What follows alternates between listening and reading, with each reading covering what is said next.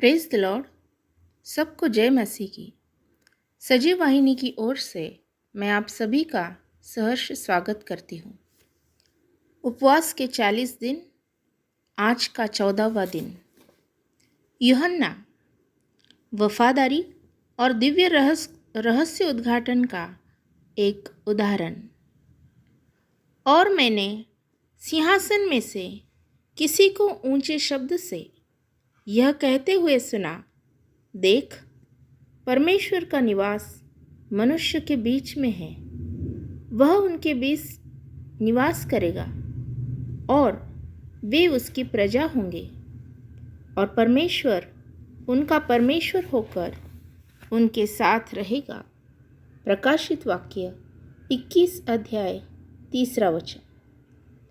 यूहन्ना यीशु के करीबी शिष्य, जिन्होंने प्रकाशित वाक्य लिखा, अनुकरणीय वफादारी, समर्पण और मसीह के साथ गहरा बंधन का प्रतीक है।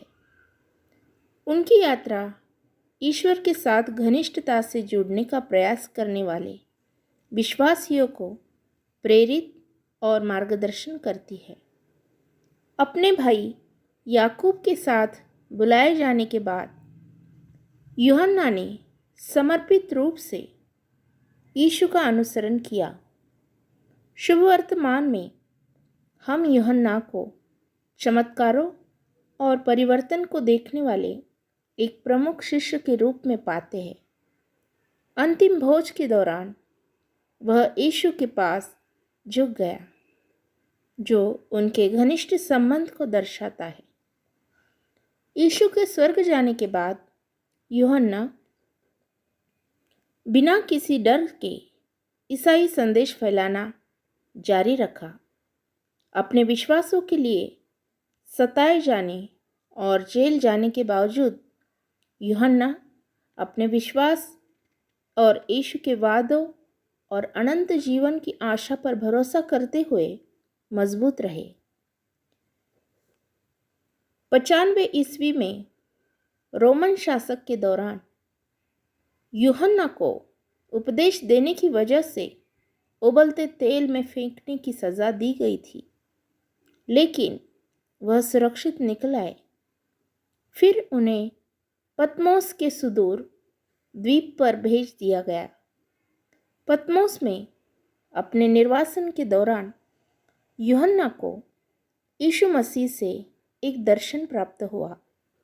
उन्होंने इस दर्शन को प्रकाशित वाक्य की पुस्तक में दर्ज किया, जो भविष्यवाणियों और प्रतीकात्मक संदेशों का संग्रह है।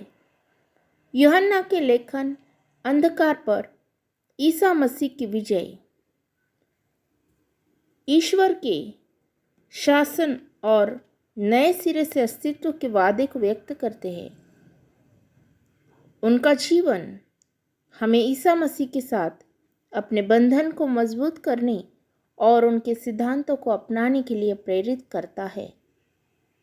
क्या हम विपरीत परिस्थितियों के बावजूद भी यूहन्ना की तरह पूरे दिल से यीशु का अनुसरण करने के लिए तैयार है? क्या हम मसीह के साथ घनिष्ठ संबंध चाहते हैं, जिससे वह हमारे मार्ग का मार्गदर्शन कर सके? आइए हम यूहन्ना शिष्य की तरह मसीह के साथ गहरा संबंध विकसित करें, जहां उनका प्रेम हमें अंदर से बाहर तक ढालता है। उनके द्वारा प्रकट किए गए सत्य को अपनाकर हम उनके वादों पर अपना विश्वास रख सकते हैं और साहसपूर्वक अपने आसपास के लोगों के सामने पाप और मृत्यु पर उनकी विजय की घोषणा कर सकते हैं। यीशु मसीह के मधुर नाम से, आमीन।